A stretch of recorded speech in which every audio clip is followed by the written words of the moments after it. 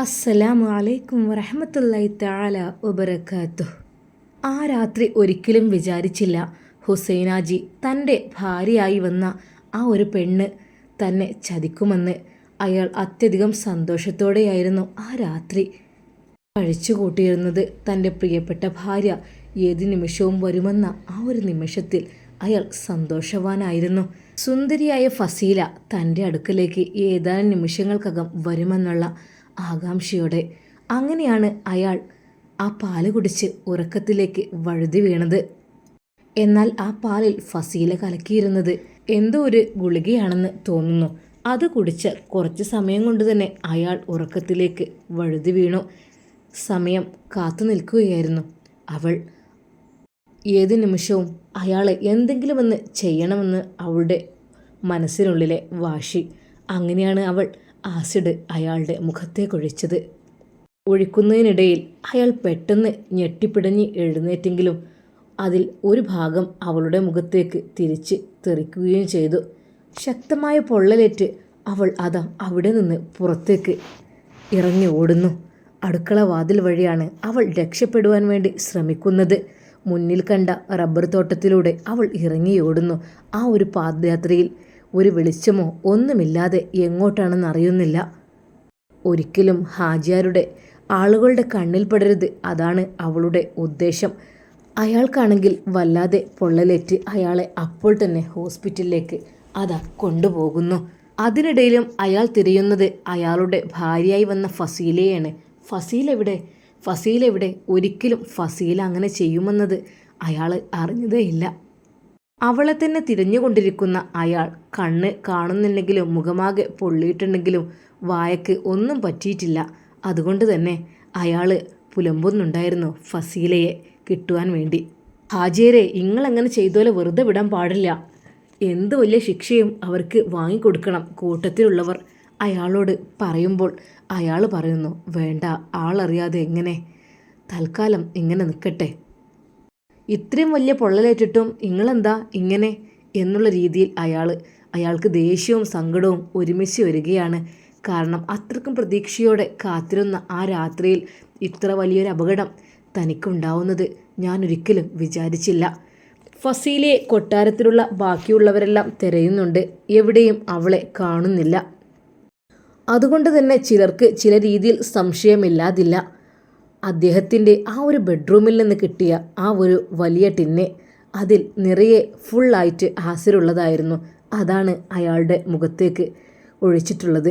പകുതി മുഖത്തും ബാക്കി ബെഡിലും നിലത്തൊക്കെയായിട്ട് കിടക്കുന്നു.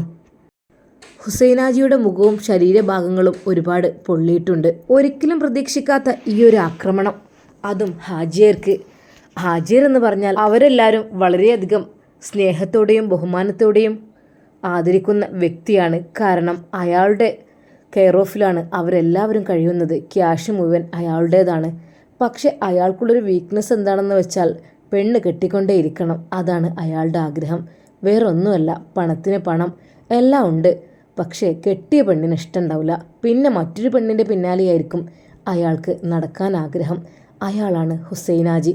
ഇപ്പോഴതാ അയാളുടെ മുഖമാകെ പൊള്ളിയിരിക്കുകയാണ്. പെട്ടെന്നൊന്നും അത് പഴയ രൂപത്തിലേക്ക് തിരിച്ചു വരും എന്ന് യാതൊരു ഉറപ്പുമില്ല. ആരും തന്നെ പേടിക്കുന്ന മുഖരൂപം. അത് കണ്ട പലരും പറഞ്ഞു, ഒരുപാട് കാട്ടിക്കൂട്ടിക്കണ് മൂപ്പര്, സ്വന്തം ഭാര്യനെ വരെ സ്റ്റെയറുമെന്ന് തള്ളിയിട്ടേക്കണ് കൊല്ലാൻ വേണ്ടിയിട്ട്. എന്താ, അയാളുടെ ഇഷ്ടമൊന്നും നടക്കൂല. അതുകൊണ്ട് തന്നെ അപ്പം അതിനുള്ള ശിക്ഷയൊക്കെ ആയിരിക്കും. എന്നാലും ആരായിരിക്കും അത്? ആ പെണ്ണിനെ കാണാനുമില്ല. എനിക്ക് സംശയം ആ പെണ്ണ് തന്നെയാണെന്നാണ്. ആ പെണ്ണ് കുറേ ദിവസം ഇടഞ്ഞു നിന്നിരുന്നല്ലോ. ഹാജിയർ തലക്ക് നോക്കി കൊടുത്തിരുന്നു ഒരു ദിവസം. അങ്ങനെ തലക്ക് തുന്നുണ്ട്. ഇപ്പോഴാ അതിനും വലുത്. ഇത്രക്കും വലിയൊരു പിശാച്ചായിരുന്നോ ആ പെണ്ണ്? ഹാജിയർക്ക് എന്തൊരു സ്നേഹമായിരുന്നു അവളോട്.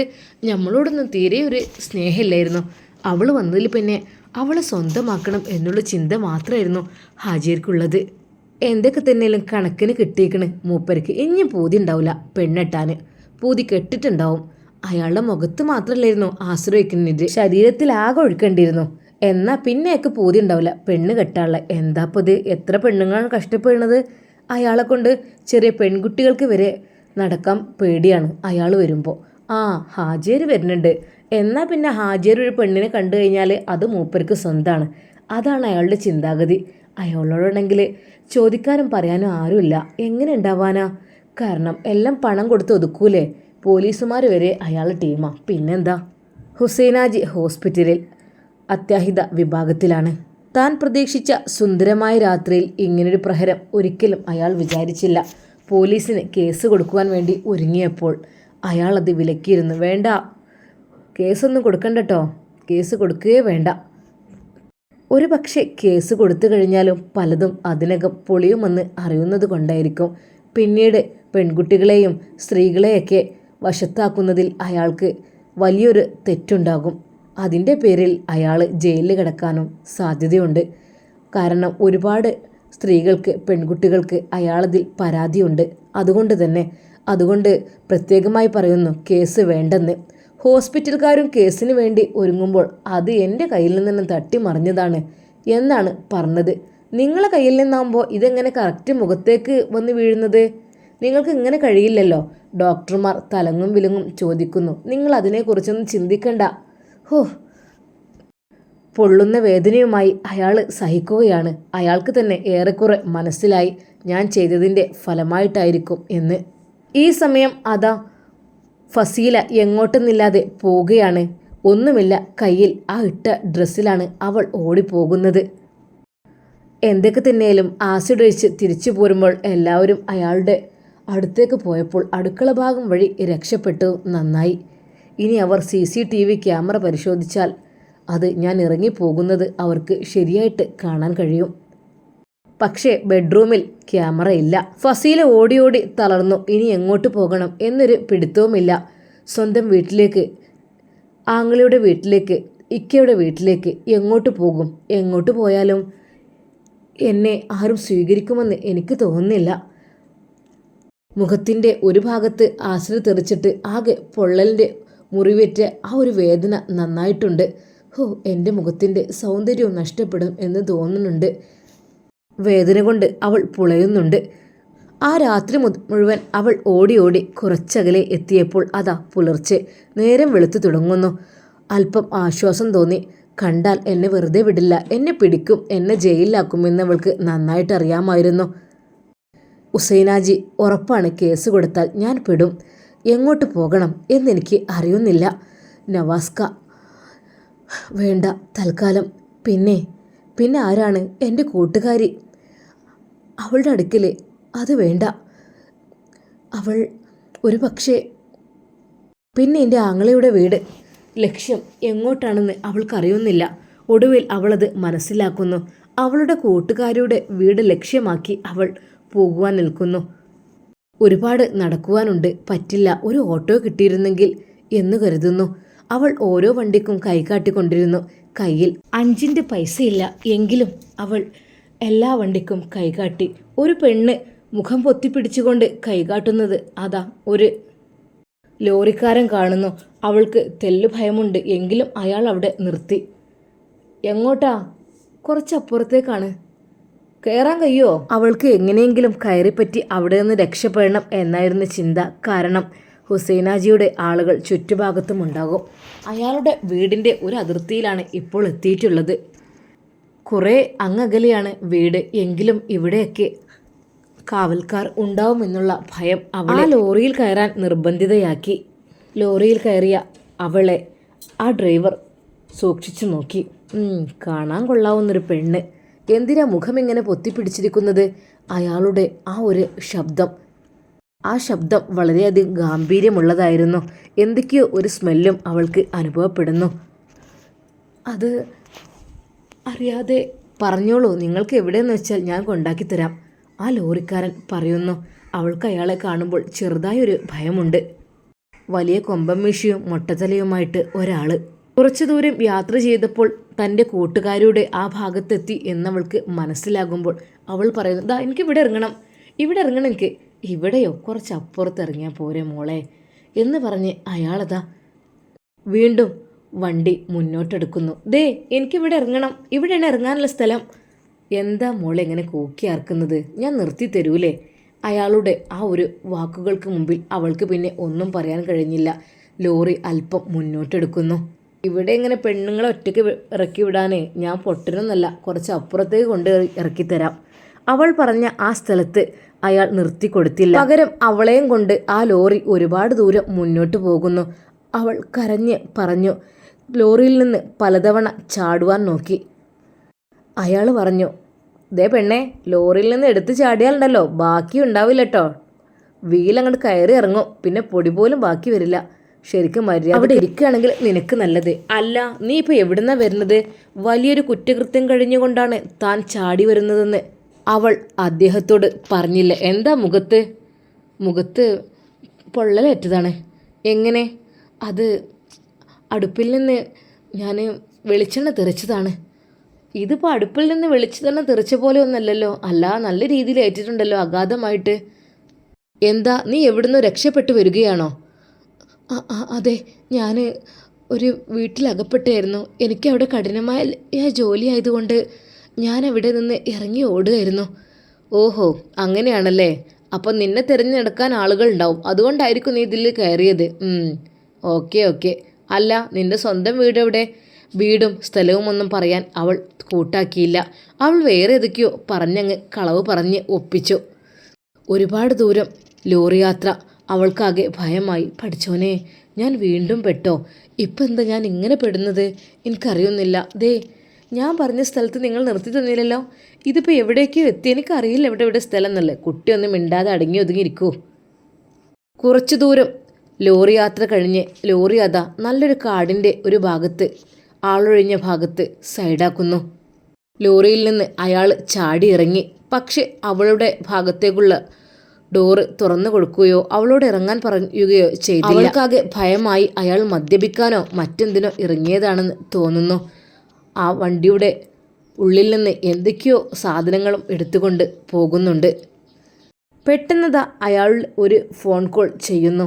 ആ, നല്ലൊരെണ്ണത്തിന് കിട്ടിക്കണടാ, നല്ല ഇരയാണ്. നീ എവിടെ? ആ, ഓക്കെ. അവൾ അത് മനസ്സിലാക്കി കഴിഞ്ഞു. അതെ, തന്നെ അവർ ആരൊക്കെയോ കൂട്ടി എന്തോ ഉപദ്രവിക്കുവാൻ വേണ്ടി പ്ലാനിങ് ആണെന്ന് അവൾക്ക് മനസ്സിലാക്കുന്നു. അവൾ പെട്ടെന്ന് അതാ ആ ലോറിയുടെ ഡോറ് തുറന്ന് അവിടെ നിന്ന് ചാടുവാൻ വേണ്ടി ശ്രമിക്കുമ്പോൾ അയാൾ ആ ഭാഗത്തായിരുന്നു. എങ്ങോട്ടാ കുട്ടി? അവിടെ ഇരിക്കുമോ? ഇതിവിടെ എന്ന് വെച്ചാൽ ആളും മനുഷ്യനും ഇല്ലാത്ത സ്ഥലമാണ്. ഒന്നായിട്ട് കാടും മൂടി കിടക്കുകയാണ്. വന്യമൃഗങ്ങളുള്ള സ്ഥലമാണ്. കാട്ടാളന്മാരുണ്ടാവും ഒരു ഭാഗത്ത്. നീ ഈ ഒരു സമയത്ത് എങ്ങോട്ട് ഇറങ്ങിപ്പോകുന്നു? അവിടെ ഇരിക്കേ. പറഞ്ഞത് കേട്ടോ, അല്ലെങ്കിലുണ്ടല്ലോ. അയാളുടെ ആ ഒരു വാക്കുകൾക്ക് മുമ്പിൽ അവൾക്ക് പിന്നൊന്നും പറയാൻ കഴിഞ്ഞില്ല. എല്ലാം താനായിട്ട് വരുത്തി വെച്ചത് തന്നെയാണ്. താൻ അനുഭവിക്കുക തന്നെ വേണം. നല്ലൊരു കുടുംബത്തിൽ നിന്ന്, നല്ലൊരു ഭർത്താവിൻ്റെ അടുക്കൽ നിന്ന്, നല്ല മക്കളുടെ അടുക്കൽ നിന്ന് ഞാനായിട്ട് അവരെ നശിപ്പിക്കുവാൻ വേണ്ടി ഇറങ്ങി പുറപ്പെട്ടു. അവസാനം ഹുസൈനാജിയുടെ ആ ഒരു കീഴിൽ ഇപ്പോഴിതാ ഒരു ലോറിക്കാരൻ്റെ അടുക്കൽ. ഞാൻ എങ്ങോട്ടാ ഇനി? എല്ലാത്തിനുള്ള ശിക്ഷ എനിക്ക് കിട്ടിക്കൊണ്ടേ ഇരിക്കുകയാണ്. എൻ്റെ വീട്ടിൽ, എൻ്റെ ഭർത്താവിൻ്റെ വീട്ടിൽ വലിയൊരു കല്യാണം നടക്കുവാൻ വേണ്ടി പോകുകയാണ്. അതില്ലാതാക്കുവാൻ വേണ്ടി പലതവണ ഞാൻ ശ്രമിച്ചു. പക്ഷെ അതിൽ നിന്നെല്ലാം ഞാൻ പരാജയപ്പെട്ടു. വെറും 14 ദിവസം മാത്രമാണ് ആ കല്യാണത്തിന് ബാക്കിയുള്ളത്. അത് കഴിഞ്ഞാൽ ഇല്ല, കഴിഞ്ഞു. പിന്നെ എൻ്റെ സ്വപ്നങ്ങൾ അതെല്ലാം ഇല്ലാതെയാവുകയാണ്. അവരൊരുമിക്കും. ഷമ്മാസും നസീബിയും ഒരുമിക്കും. അവർ ഒരുമിച്ച് കഴിഞ്ഞാൽ ഇല്ല, എൻ്റെ സ്ഥാനം എന്നേക്കുമായി. അല്ലെങ്കിൽ എൻ്റെ സ്ഥാനം നഷ്ടപ്പെട്ടല്ലോ. ഇനി എന്തായാലും വേണ്ടില്ല. വീടിനകത്തായാലും പുറത്തായാലും അവരൊരുമിക്കാൻ പാടില്ല. അതിനു മുമ്പായിട്ട് എന്തെങ്കിലുമൊക്കെ ഒന്ന് ചെയ്യണം. അപ്പോഴും അവളുടെ ദുഷ്ടബുദ്ധി പ്രവർത്തിച്ചു കൊണ്ടേയിരുന്നു. ആ ലോറിയിൽ അവൾ പേടിയോടെ അകപ്പെട്ടിട്ടും അവൾക്ക് അതിനെക്കുറിച്ചുള്ള ചിന്തകളും കൂടിക്കൂടി വന്നു. എന്താ കുട്ടി, കുടിക്കുമോ എന്ന് പറഞ്ഞ് ഒരു ഗ്ലാസ് അതാ മദ്യം അവളുടെ നേരെ അയാൾ നീട്ടുന്നു. അവൾക്കത് കണ്ടപ്പോൾ തന്നെ അറപ്പായി. പഠിച്ചോനെ, ഞാൻ വീണ്ടും അതിനേക്കാളും വലിയൊരു കെണിയിലാണല്ലോ പെട്ടുപോയത്. ദാ പച്ചവെള്ളം കുടിച്ചോ. മദ്യം വേണ്ടെങ്കിൽ വേണ്ട എന്ന് പറഞ്ഞ് അയാളത് തിരിച്ചു വാങ്ങി അത് ഊറ്റി കുടിച്ചു. വല്ലാത്തൊരു സുഖം. അവൾക്ക് പച്ചവെള്ളം പോലും അയാളുടെ കയ്യിൽ നിന്ന് വാങ്ങിക്കുടിക്കുവാൻ പേടിയായിരുന്നു. ഏത് സമയത്താണാവോ കൈ കാട്ടാൻ തോന്നിയത്. പക്ഷെ തന്നെ ഒന്നും ഉപദ്രവിച്ചിട്ടില്ല. അയാൾ പെട്ടെന്ന് വണ്ടിയിൽ കയറിയിരുന്നു. വണ്ടി സ്റ്റാർട്ട് ചെയ്തു. വീണ്ടും മുന്നോട്ടാണോ എന്നവൾ ഭയന്നു. അവൾ ഒരിക്കൽ കൂടി പറഞ്ഞു, ഞാൻ നേരത്തെ കാണിച്ചു തന്ന ആ സ്ഥലത്തേക്കൊന്ന് എത്തിക്കോ. എന്താ കുട്ടി ഇങ്ങനെ? അതൊക്കെ എത്തിക്കാമെന്ന് പറഞ്ഞില്ലേ? കുറച്ചുകൂടെ ക്ഷമിക്ക്. അല്ല, നീ എന്തിനാ മുതലാളിയുടെ വീട്ടിൽ നിന്ന് അങ്ങനെ ചാടിപ്പോരാൻ നിന്നത്? അങ്ങനെ ചാടാൻ പാടില്ലല്ലോ. വിശ്വസ്തരായ ആളുകൾ അങ്ങനെ ചെയ്യില്ലല്ലോ. അപ്പം നീ ചെയ്തത് ചെറ്റത്തരം. അപ്പോൾ പിന്നെ കുറച്ചൊക്കെ നിനക്ക് ചെറ്റത്തരം ആവാലോ അല്ലേ? അയാൾ ചിരിച്ചുകൊണ്ട് അവളുടെ മുഖത്തേക്ക് നോക്കി. അയാളുടെ ആ ചുവന്ന കണ്ണുകൾ അവളെ തുറച്ചു നോക്കുന്നത് പോലെ അവൾക്ക് അനുഭവപ്പെടുകയാണ്. ഈ സമയം ഷമ്മാസിൻ്റെ വീട്ടിൽ ഉമ്മ പറയുന്നു, മോനെ, എടാ നീ 14 ദിവസമേ ഉള്ളൂ കേട്ടോ. 14 ദിവസം എന്ന് വെച്ചാൽ തലേ ദിവസത്തെ കല്യാണം കൂട്ടി ഒരു 10-13 ദിവസം അതും കൂടി കഴിഞ്ഞാലായല്ലോ. മോനെ, ഡ്രസ്സ് എടുത്തിട്ടില്ലല്ലോ. ഡ്രസ്സ് എടുക്കണം, പിന്നെ ആഭരണങ്ങൾ വാങ്ങണം. എന്തൊക്കെയാണാവോ. ഇനിയിപ്പോൾ എൻഗേജ്മെൻറ്റിനുള്ളതൊക്കെ നമ്മുടെ ഫൈസൽ വാങ്ങി സെറ്റാക്കി. ഇനിയിപ്പോൾ ഗോൾഡ് എടുക്കാൻ പോവണം. ഗോൾഡ് എടുക്കണം, അതുപോലെ ഡ്രസ്സ് എടുക്കണം. അല്ല, നീ പിന്നെ വിളിച്ചിരുന്നോ മോനെ? ഇല്ലമ്മ, ഞാൻ വിളിച്ചിട്ടില്ല. വിളിക്കാൻ എനിക്ക് മനസ്സിനൊരു സമാധാനം വേണ്ടേ? ഇത്താത്ത പോയതിങ്ങനെ ആലോചിക്കുമ്പോഴേ അത് പറഞ്ഞാൽ നാട്ടുകാരൊക്കെ അറിയുമ്പോഴും ആകെ പ്രശ്നമാണുമ്മ. അതൊക്കെ വല്ലാത്തൊരു മോനെ, ഓളെ കാര്യം വിചാരിച്ചിട്ട് ഈ വിഷമിക്കണ്ട. അവൾ നമ്മൾ ഒരു പരിപാടിക്കും കൂടിയിട്ടില്ല. എൻഗേജ്മെൻറ്റിന് അന്ന് തന്നെ അവൾ വന്നിട്ടില്ല. നമ്മൾ പലരും അവളെ വിളിച്ചു. ഒരു ഉദ്ഘാടനത്തിന് വല്ല ഒന്നിനും ഓള് വരില്ല. പിന്നെ ഇപ്പം എന്ത് കരുതിയിട്ടാ? നുസൈബ ഈ വീട്ടിലേക്ക് കയറുന്നത് അവൾക്ക് ഇഷ്ടമല്ല എന്ന് അവൾ ആദ്യമേ പറഞ്ഞിട്ടുണ്ട്. എന്തിനാണ് രണ്ടാം കെട്ടുകാരി എന്നൊക്കെ പറഞ്ഞ് അവൾ എപ്പോഴും ഇങ്ങനെ കളിയാക്കിയിരുന്നല്ലോ. അതിനൊന്നും നിൽക്കണ്ട, വേണ്ട. ഞമ്മക്ക് അവളില്ല എന്നുകൊണ്ട് വിചാരിക്കുക. മക്കളുണ്ടല്ലോ, നവാസ് ഉണ്ടല്ലോ, അത് മതി. എത്ര ഉമ്മമാരില്ലാത്ത മക്കൾ ജീവിക്കണ്, അങ്ങനെ വിചാരിച്ചാൽ മതി. എത്ര ഉമ്മമാർ ചെറുപ്പത്തിൽ മരിച്ചു പോണ്. അതിനെക്കുറിച്ചൊന്നും വിചാരിക്കണ്ട. ഓളെ കയ്യിലിരിപ്പോണ്ടല്ലേ. നമ്മളൊന്നുമല്ലല്ലോ അവളെ അങ്ങനെയൊന്നും ചെയ്തത്. പഠിച്ചോനെ, ഇനിയിപ്പോൾ ഒന്നും അറിയാഞ്ഞാൽ മതിയായിരുന്നു. നുസൈബിയോട് ഇടയ്ക്കിടെ വിളിക്കണം, പറയണം എന്നൊക്കെ ഷമ്മാസ് പലതവണ വിചാരിക്കും. പക്ഷേ ഇത് വിചാരിക്കുമ്പോൾ അവരെന്തായാലും അറിഞ്ഞിട്ടുണ്ടാവും. അത് കഴിഞ്ഞാൽ അവർ ചോദിക്കും എന്നുള്ള കാര്യം ഉറപ്പായിരിക്കും.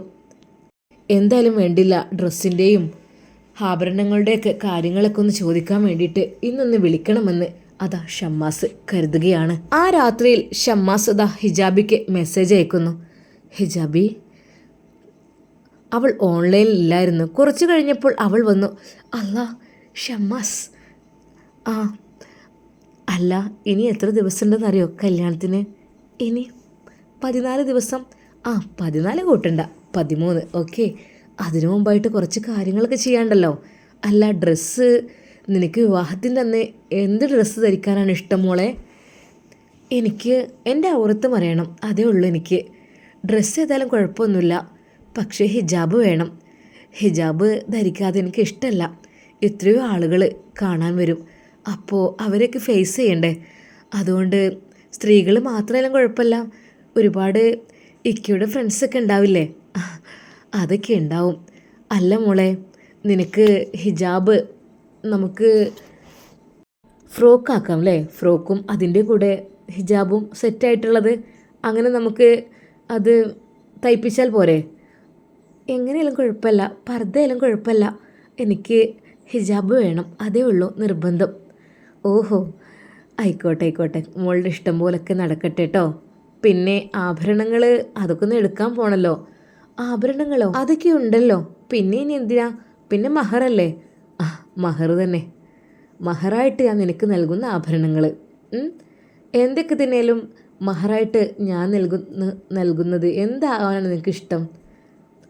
ഇക്ക, എനിക്ക് ആഭരണം വേണമെന്നില്ല, ഒരു മുസ്ഹഫായാലും മതി. മാഷാ അല്ലാ, നിൻ്റെ ഉള്ളെടുക്കാൻ വേണ്ടി അന്ന് ചോദിച്ചതാണ്. ഓക്കെ, മൂല്യമുള്ളത് എന്തെന്നല്ലേ?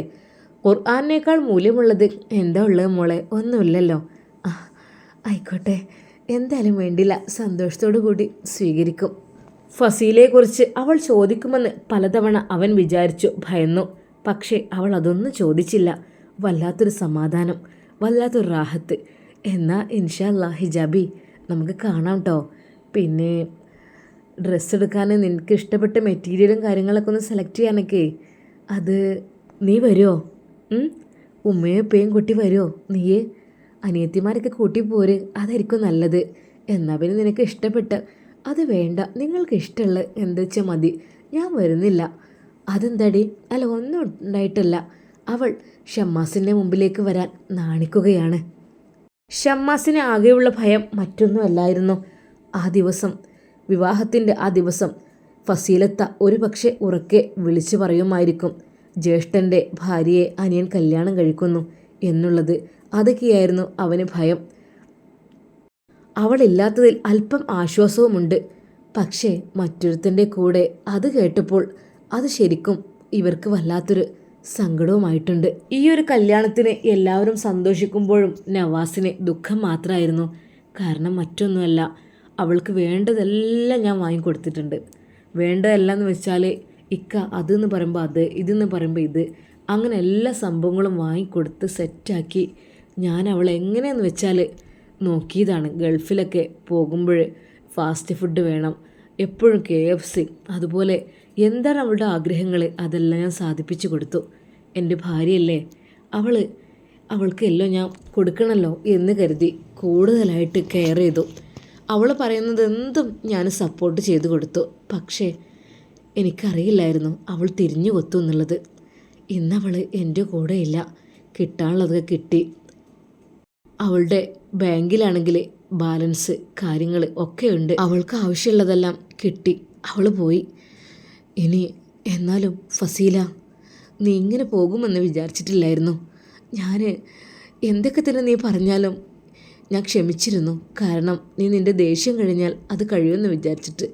പക്ഷേ നീ ഇങ്ങനെ ഈ ഒരു രീതിയിൽ എന്നെ ചതിക്കുന്ന കാര്യം ഒരിക്കലും ഞാൻ വിചാരിച്ചില്ലടി. എന്തിനായിരുന്നു എന്നോട് ഇതൊക്കെ? മക്കളെ ഉപേക്ഷിച്ച് നീ പോയില്ലേ? ഉമ്മക്കും തന്നെ നവാസിൻ്റെ കാര്യത്തിൽ വിഷമം ഉണ്ടായിരുന്നു. പഠിച്ചോനെ, ഇനിയിപ്പോൾ എന്താ ചെയ്യുക? അന്ന് നവാസിന് ചായ കൊടുത്തുകൊണ്ടിരുന്നപ്പോൾ ഉമ്മ പറഞ്ഞു, മോനെ, ഉമ്മാൻ്റെ കുട്ടി ഓളേതായാലും പോയില്ലേ, സാരല്ല, പോയിക്കോട്ടെ, ഓൾക്കോളെ ഇഷ്ടം പോലെ ജീവിക്കട്ടെ. ഇവിടെ എൻ്റെ കുട്ടിക്കൊരു സമാധാനം ഉണ്ടാവില്ല. ആയിക്കോട്ടെ, നമുക്ക് വേറൊന്ന് നോക്കിയാലോ? ഉമ്മ, ഇനിയും വയ്യുമ്മ, ഇനിയൊരു പെണ്ണിനെയും തലയിൽ വെക്കാൻ വയ്യ. ഇതുപോലുള്ള സ്വഭാവമുള്ളതിനായാൽ ഇനിയും ഞാൻ പെടൂലേ? പിന്നെ മക്കൾ, അവർക്കൊക്കെ അതൊരു, മോനെ അങ്ങനെയൊന്നുമില്ലടാ. പാവപ്പെട്ട് വീട്ടിൽ നിന്ന് ഏതൊരു പെൺകുട്ടിയെ, നുസൈബാനെ പോലുള്ളൊരു കുട്ടീനെ കിട്ടുകയാണെങ്കിൽ നമുക്ക് റാഹത്തല്ലേ? അങ്ങനെ മതി, ഒരുപാടൊന്നും വേണ്ട. അല്ലാതെ ഇപ്പോൾ എന്താ എൻ്റെ ഈ നൃത്തത്തിൻ്റെ അതിര്? അവൾ പോണ വഴിക്ക് പോയും ചെയ്തു. അനക്കാണെങ്കിൽ ഒരാളും ഇല്ലാതായി. ഞമ്മക്ക് ഈ കൂട്ടത്ത് കൂടെ ആവണമെന്ന് ഞാൻ പറഞ്ഞില്ല.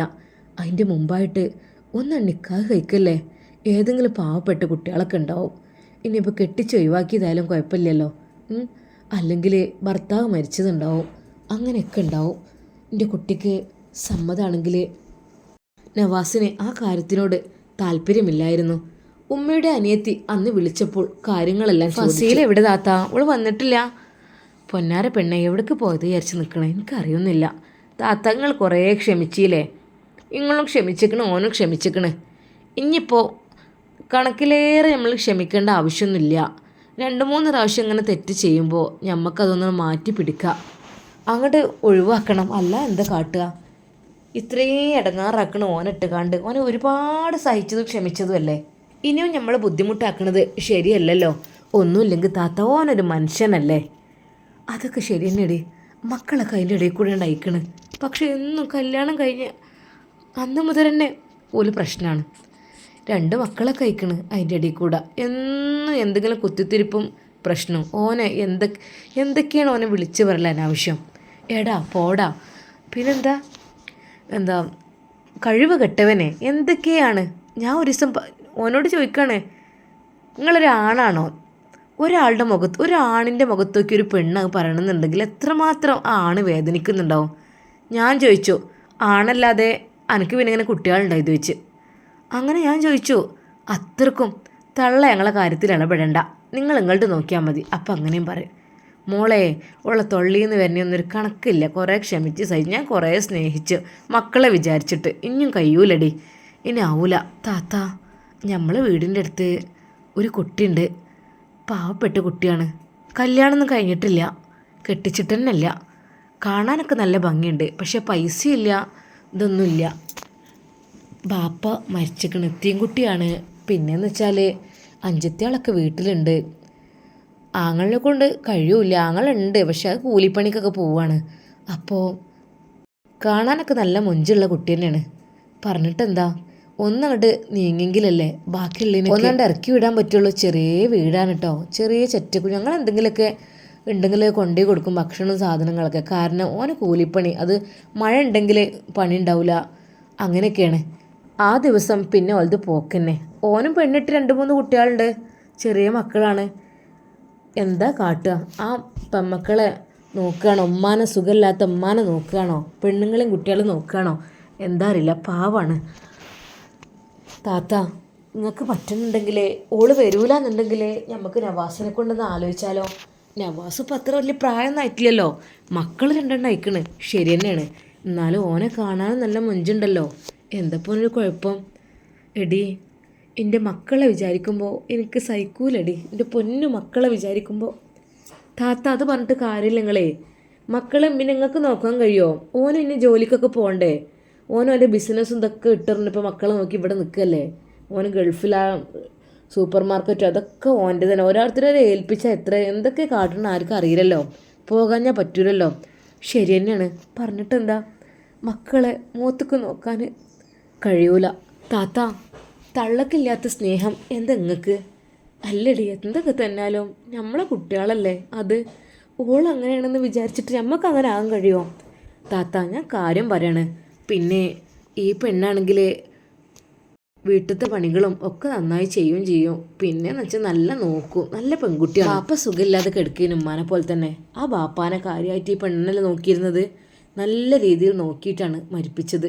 ഇപ്പം ഉമ്മ അവിടെ സുഖമില്ലാതെ കിടക്കണ്, ഓള് ഉണ്ടാകുമ്പോൾ ഒരു സമാധാനം. എന്നാലും ആ അമ്മക്കൊരു തേട്ടെന്താ, പഠിച്ചോനെ എൻ്റെ മക്കളൊന്ന് ഇറങ്ങി കിട്ടിയിരുന്നെങ്കിൽ, അങ്ങനെയാണ് ആലോചിക്കണത്. പിന്നെ വീടൊക്കെ പഴയ വീടാണ്, ചെറിയ ഓടിട്ട വീടാണ്, അതിലെല്ലാവരും കൂടി ഇങ്ങനെ കഴിയണുണ്ട്. അങ്ങനെ ഉണ്ടാവുമല്ലോ. നല്ല സ്വഭാവമാണ് കേട്ടോ മക്കൾക്കൊക്കെ. താത്ത, അങ്ങക്ക് കുഴപ്പമൊന്നുമില്ലെങ്കിൽ ഓളേതായാലും പോയില്ലേ ഫസീല, ഓളെ കൊണ്ടാണ് ഒരു ഉപകാരം ഉണ്ടായിട്ടുമില്ല. എന്നും ഓനോട് തെറ്റും പ്രശ്നമല്ലേ. അപ്പോൾ പറ്റുന്നുണ്ടെങ്കിൽ താത്തങ്ങളൊന്ന് വന്ന് നോക്കി ആ പെണ്ണിനൊന്ന്, പറ്റുന്നുണ്ടെങ്കിൽ ഒന്നാണ്ട് കൂട്ടിക്കൊണ്ടേക്കോളി, നിക്കാഹാണ് കഴിച്ചു കൊണ്ടേ മതി. ഏതായാലും വലിയ പരിപാടി നമുക്ക് അവിടെ നടക്കുന്നുണ്ടല്ലോ, ഇനിയിപ്പോൾ 15-ാം തീയതി. അയക്കൊന്നും കാത്തിക്കണ്ട, നവാസിനോട് പറയ് ഇങ്ങനൊരു സംഭവം ഉണ്ട് എന്നുള്ളത്. എടി, ഓന് സമ്മതിക്കും അറിയില്ല. ഓൻ്റെ പെണ്ണുങ്ങൾ നല്ല സ്നേഹിച്ചിരുന്നല്ലോ, പക്ഷെ ഓള് തീരെ ഒരു ഇതില്ല അങ്ങട്ടെ. എന്താ, ഒരു ഭർത്താവിനോടുള്ളൊരു പരിഗണന ഉണ്ടാവുമല്ലോ, സ്നേഹത്തോടു കൂടി ഒരു വർത്താനം ഉണ്ടാവുമല്ലോ, ഒന്നുമില്ല. ഓൻ്റെ പൈസ മാത്രം മതി. പൈസ കിട്ടാഞ്ഞാൽ വലിയ പൊറുതിയേടാ. ഇടക്കിടക്ക് പൈസ ചോദിച്ച് വാങ്ങിക്കൊണ്ടുപോകും. പൈസ അങ്ങനെ ഗൂഗിൾ പേക്ക് എന്താ പൈസ ഇട്ടില്ലേ, ഇതിൽ കയറിയിട്ടില്ലല്ലോ. അങ്ങനെ ആ ഒരു ഗൾഫത്തെ സൂപ്പർ മാർക്കറ്റിൽ നിന്ന് ഓനക്ക് കിട്ടുന്ന ഒരു വിഹിതത്തിൽ നിന്ന് ഇവളെ അക്കൗണ്ടിലേക്കാണ് ഇട്ട് കൊടുക്കേണ്ടത്. അങ്ങനെയാണ്. അല്ലെങ്കിൽ ഗൂഗിൾ പേ ചെയ്യിപ്പിക്കുക. ഇതൊക്കെ തന്നെ. എന്നിട്ട് ഓളുള്ള ഇഷ്ടം പോലൊക്കെ നടക്കുക, കാട്ടിക്കൂട്ടുക. ആയിക്കോട്ടെ, എന്തായാലും വേണ്ടിയില്ല, നല്ല രീതിയിൽ ഓനോട് നിന്നാൽ മതി. എന്തും ആയിക്കോട്ടെ, ഓല് ഭാര്യയും ഭർത്താവല്ലോ, ഓല പൈസ ഒക്കെ ഷെയർ ചെയ്യും, എന്തും ആയിക്കോട്ടെ, ഒന്നും കുഴപ്പമില്ല. എൻ്റെ കുട്ടീനോട് നല്ല രീതിയിൽ നിന്നാൽ എനിക്കൊരു സമാധാനം റാഹത്തും ഉണ്ടായിരുന്നു. പക്ഷെ അതില്ല, ഞാൻ പിന്നെന്താ താത്ത, സാരമില്ല, ഓള് പോണേ പോയിക്കോട്ടെ. ഇനിയിപ്പോൾ ഓളങ്ങോട്ട് പ്രതീക്ഷിച്ചാൽ ഇതന്നെയല്ല സ്ഥിതി. പിന്നെ ഓനക്ക് പറ്റിയ പെണ്ണാണ്, നിങ്ങളൊന്ന് വന്ന് നോക്കി, നല്ല അച്ചടക്കും ഒതുക്കമുള്ള പെൺകുട്ടികളാണ്. പിന്നെ ഒരു പവന് അല്ല, ഒരു അരപ്പവൻ പോലും കുട്ടിൻ്റെ പെരക്കാർക്ക് കൊടുക്കാൻ കഴിയൂല കേട്ടോ. ആ പ്രതീക്ഷിക്കണ്ട. ആ ചെക്കന് പണിയെടുത്ത് കിട്ടുന്നത് 500 ഉറുപ്പ്യൊക്കെയാണ് ദിവസം കിട്ടുന്നത്. അതും എപ്പോഴും പണി ഉണ്ടാവില്ല, വല്ലപ്പോഴും. പിന്നെ റേഷനരി ഇങ്ങനെ കിട്ടും, അതന്നെ. അതുകൊണ്ട് അങ്ങനെ കഴിഞ്ഞ് പോകുന്നുണ്ട്. മുരിങ്ങൻ്റെ ഇല താളിച്ചിട്ടും എന്തെങ്കിലും ഇല നുള്ളി താളിച്ചിട്ടും ഉപ്പേരിച്ചിട്ടൊക്കെ തിന്നണ പോലെ. ഇറച്ചി മീനൊന്നും അധികം ദിവസം വാങ്ങൂല. പിന്നെ ഞങ്ങൾ എന്തെങ്കിലുമൊക്കെ വാങ്ങുമ്പോൾ ചിലപ്പം കൊണ്ടുപോയി കൊടുക്കും. എന്നാലും നല്ല പെൺകുട്ടികളാണ്. എനിക്ക് വേണമെങ്കിൽ ഇവിടെ അടിച്ചൊരു തുടക്കാനൊക്കെ വരും ചെയ്യും. ഇങ്ങോട്ട് വരില്ലണ്ടേ. ഞാൻ ചിലപ്പോൾ ആളില്ലാത്തപ്പോൾ മക്കളൊക്കെ വന്ന് പോയാലൊക്കെ ചിലപ്പം വിളിക്കും. അപ്പോൾ നല്ലോ മട്ടത്തിൽ അടിച്ചൊരു തുടച്ച് പാത്രം കഴുകി മിറ്റൊക്കെ അടിച്ചൊരു തരും. നല്ലൊരു പെൺകുട്ടിയാണത്. നമുക്കിപ്പോൾ നവാസിന് മക്കളെ നോക്കും വേണം, ഓനോട് നല്ല രീതിയിൽ പെരുമാറും വേണം. അങ്ങനത്തെ പെൺകുട്ടികളല്ലേ നമുക്ക് വേണ്ടിയത്. ഒരുപാട് ഇതൊന്നും വേണ്ടല്ലോ, സ്വത്തും സമ്പത്തൊന്നും. അതൊന്നും വേണ്ടടി, അതൊന്നും വേണ്ട. അത്ര സൗന്ദര്യമാണെന്ന് ഞാൻ പറയുന്നില്ല. കാരണം സൗന്ദര്യം കയറി കഴിഞ്ഞാലും കുട്ടികൾക്ക് അഹങ്കാരമൊക്കെ കൂടും. ഇത് താത്ത സൗന്ദര്യമൊക്കെ ആവശ്യത്തിനുണ്ട്, ഇല്ല ഒന്നും പറയണ്ട, നല്ല അഹങ്കാരമൊന്നുമില്ല. നല്ല പെൺകുട്ടികളാണ്. ഉമ്മയുടെ മനസ്സിൽ നവാസിന് ഒരു പുതിയ പെണ്ണ് എന്നുള്ള ആലോചന തുടങ്ങി. എൻ്റെ കുട്ടിക്കും വേണ്ടേ ഒരു ജീവിതം? കാലാകാലം ആ ഒരു പെണ്ണിൻ്റെ ഒപ്പം ജീവിതം കഴിച്ചിട്ട് വല്ല കാര്യമുണ്ടോ? എൻ്റെ കുട്ടി ജീവിക്കട്ടെ, പാവാണ്, അവനധികം പ്രായമായിട്ടൊന്നുമില്ലല്ലോ. എൻ്റെ മൂത്ത മോനാണ്, ശരിയാണ്, എങ്കിലും എന്താ നല്ല രീതിയിൽ ജീവിക്കേണ്ട സമയമല്ലപ്പോൾ. ഇപ്പോൾ ഇങ്ങനെയൊക്കെ കഴിഞ്ഞാൽ എങ്ങനെ? ഉമ്മയുടെ മനസ്സിൽ ഒരുപാട് പുതിയ പ്രതീക്ഷകളും ചിന്തകളും വന്നുകൊണ്ടിരുന്നു. അന്നിന് നവാസ് രാത്രി വീട്ടിലേക്ക് കയറി വന്നപ്പോൾ അവൻ പറഞ്ഞ വാക്കുകൾ ഉമ്മ ആലോചിച്ചു. പഠിച്ചോനെ ഉമ്മ, ഞാൻ ഗൾഫിക്ക് പോവാണ്, മക്കളെ ഡേ കെയറിൽ ചേർത്താം. എന്തിനു ബുദ്ധിമുട്ടുന്നു അതിന്? മോനെ നവാസേ. ഉമ്മ അല്ല, കല്യാണമൊക്കെ ആയി തുടങ്ങിയില്ലേ? പറച്ചിലേ കഴിഞ്ഞില്ലേ മുഴുവനായിട്ട്? പറയലൊക്കെ മോനെ കഴിഞ്ഞല്ലോ. നവാസ് എന്തോ ഒരു ചിന്തയിലിങ്ങനെ. മോനെ, എൻ്റെ കുട്ടി എന്താ ആലോചിക്കണേ? ചിന്തിക്കണ്ടേ? അനക്ക് പറ്റിയൊരു പെൺകുട്ടിനെ ഉമ്മ കണ്ടെത്തിത്തരാം. ഉമ്മ നിങ്ങൾ എന്തീ പറയണത്? മോനെ, എൻ്റെ കുട്ടി കുറേ കാലമായില്ലേ ഇടങ്ങാറാണ്. കുട്ടികളെ നോക്കാനും ഒരാളില്ല. അങ്ങനായിട്ട് ഓളുള്ള ഇഷ്ടത്തിന് പോയും ചെയ്തു. ഇനി ഓളങ്ങോട്ട് പ്രതീക്ഷിക്കണ്ട. ഉമ്മ എന്തിനാ ഉമ്മ ഇനിയും ചതിക്കാനോ? പെണ്ണുങ്ങളെ തന്നെ എനിക്ക് പേടിയാണ്. അല്ല മോനെ, എൻ്റെ കാര്യം കുട്ടികളെ കാര്യമൊക്കെ നോക്കാൻ ഒരാൾ വേണ്ടേ? കാലാകാലം ഞാൻ ഇവിടെ ഉണ്ടാവുമോ? എനിക്ക് പ്രായമായിക്കണ്. ഏത് നിമിഷവും എന്നെ പഠിച്ചാൻ വിളിക്കും. ഉമ്മ അത് നിങ്ങളെ തന്നെയല്ല, ചിലപ്പോൾ എന്നെ ആയിരിക്കും ആദ്യം വിളിക്കുക. ഞാൻ അത്ര ടെൻഷനാണ്ട്. എൻ്റെ പൊന്നാര മോനെ, ആ മക്കൾക്ക് ആരും ഇല്ലാതാവും കേട്ടോ. ഈ എന്തെങ്കിലും ചിന്തിക്ക്. പിന്നെ മോനെ, ഒരു കാര്യം ഞാൻ പറയട്ടെ. എന്തോ ഉമ്മ? കുഞ്ഞാമ്മ വിളിച്ചീനോ? എന്ത് പറഞ്ഞത്? അല്ലേ കുഞ്ഞാമ്മ, ഞാൻ കാര്യങ്ങൾ ഇവളെ പറ്റി ചോദിച്ചപ്പോഴേ ഞാൻ കാര്യങ്ങൾ പറഞ്ഞു. അപ്പോൾ ഓള് പറയാണ്, അവിടെ ഒരു പെണ്ണുണ്ട്, നല്ല പെൺകുട്ടിയാണ്. ഉമ്മ നിങ്ങളെന്തും അങ്ങനെയൊക്കെ ഇപ്പോൾ പറയണത്? ഞാൻ അതിനെക്കുറിച്ച് ചിന്തിക്കണില്ലപ്പോൾ. പൊന്നു മോനെയൊന്ന് കേട്ടോക്ക്. കേൾക്കണമെങ്കിൽ കുഴപ്പമില്ലല്ലോ. എനിക്ക് പാവപ്പെട്ട ഒരു കുടുംബമാണ്.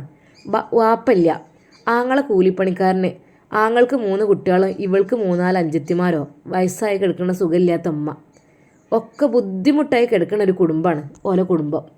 അപ്പോൾ അവിടെ ഒരു പെൺകുട്ടി ഉണ്ട്. മൂത്ത പെൺകുട്ടി ആണ്, കല്യാണം കഴിഞ്ഞിട്ടില്ല എന്ന് പറഞ്ഞു. ഒരു കുറച്ചൊക്കെ ഒരു പ്രായം ഉണ്ടാവും, എന്നാലും അത്ര കൂടുതലും ഇല്ല. അങ്ങനെയാണ്. കഴിവില്ലാത്തതിൻ്റെ പേരിലേ ഒരു അരപ്പവൻ കൊടുക്കാൻ അവൾക്ക് കഴിവില്ല. അതുകൊണ്ട് പിന്നെ എളാമ ഇടയ്ക്കിടയ്ക്ക് അടിച്ചു വരി തുടക്കാനൊക്കെ വിളിക്കുമെന്ന് പറഞ്ഞു. നല്ല പെൺകുട്ടിയാണെന്ന് പറഞ്ഞു. കണ്ടറിഞ്ഞ് പണിയൊക്കെ ചെയ്ത് കൊടുക്കും അങ്ങനെയൊക്കെ പറഞ്ഞത്. നല്ല സ്വഭാവമാണ്, നല്ല ദീനീ ചിട്ടിയും കാര്യങ്ങളും അതും ഉണ്ട് പറഞ്ഞു. അപ്പോൾ മോനെ, ഞമ്മക്കൊന്ന് പോയി നോക്കിയാലോ? ഉമ്മ ആർക്ക്? എൻ്റെ മോനക്ക് തന്നെ. എനിക്കോ? എന്താ ഉമ്മ, ഒന്ന് തലയിൽ നിന്ന് അങ്ങോട്ട് പോയിട്ടില്ല, അപ്പോഴേക്കും മറ്റൊന്ന് തലയിൽ എന്തിനാ വെച്ച് കെട്ടുന്നത്? മോനെ, എൻ്റെ കുട്ടീൻ്റെ ഭാവി ഓർത്തിട്ടാണ് ഞാൻ അങ്ങനെയൊക്കെ പറയണത്. ഉമ്മാർക്കുള്ള വേദന ആർക്കും ഉണ്ടാവില്ലല്ലോ. ഓള് പോണതിന് മുമ്പ് എന്നോട് ഇത് പറഞ്ഞിട്ടില്ലല്ലോ, ഒരിക്കലും പറഞ്ഞിട്ടില്ല. നന്നായിക്കോളും അങ്ങനെ എങ്ങനെയൊക്കെ പറഞ്ഞത്. ഈ മടുത്തുമ്മ എന്ന് പലവട്ടം എന്നോട് പറഞ്ഞപ്പോഴും ഞാൻ പറഞ്ഞു, മോനെ മക്കളുള്ളതല്ലേ, ഈ അങ്ങനെ വിചാരിക്കില്ല, നന്നായിക്കോളും എന്നാ ഞാൻ ഇതുവരെ പറഞ്ഞിട്ടുള്ളൂ. പക്ഷേ അവൾ പോയി എന്ന് പറഞ്ഞപ്പോൾ അപ്പം പിന്നെ എനിക്കിത് പറയാതിരിക്കാൻ പറ്റൂല. ഞാൻ എൻ്റെ ഇഷ്ടം പോലൊക്കെ തീരുമാനിക്ക്, ഞാനായിട്ടൊന്നും പറയണില്ല. ഉമ്മ ആരും അടിച്ചേൽപ്പിക്കണില്ല, നിങ്ങൾ ഇഷ്ടം പോലൊക്കെ ചെയ്യേ. അപ്പോൾ എളാമ പറഞ്ഞ കാര്യം പറ്റുന്നുണ്ടെങ്കിൽ ഈ നോക്കിക്കോ, അല്ലെങ്കിൽ വേണ്ടേനും എൻ്റെ ഇഷ്ടം പോലെ. അല്ലാതെ മക്കളെ കാര്യം അത് ബുദ്ധിമുട്ടാവും കേട്ടോ. മക്കളുടെ എന്നല്ല, പിന്നെ എൻ്റെ മക്കളെ ഞാൻ നോക്കിക്കോളാം, മക്കളെ കാര്യത്തിൽ വിഷമിക്കണ്ട. പക്ഷെ എനിക്ക് വേണ്ടിട ഒരാൾ, എനിക്ക് വേണ്ടൊരു ജീവിതം, എനിക്കൊരു ജീവിതം വേണ്ടേ? ഒരു പെണ്ണിൻ്റെ കൂടെയുള്ള ജീവിതം എനിക്ക് വേണ്ടേ? കാലാകാലം ഇങ്ങനെ പട്ടിണി ഇടുന്നാൽ മതിയോ? എനിക്ക് ഈ ആലോചിച്ച് ചിന്തിച്ചുണ്ടായിക്കോ, എന്നിട്ടൊക്കെ മതി. കല്യാണത്തിന് മുമ്പ് കൂട്ടിക്കൊണ്ടുവരാൻ പറ്റുകയാണെങ്കിൽ അത്രയും നല്ലത്. നവാസ് ഒന്നും മിണ്ടിയില്ല.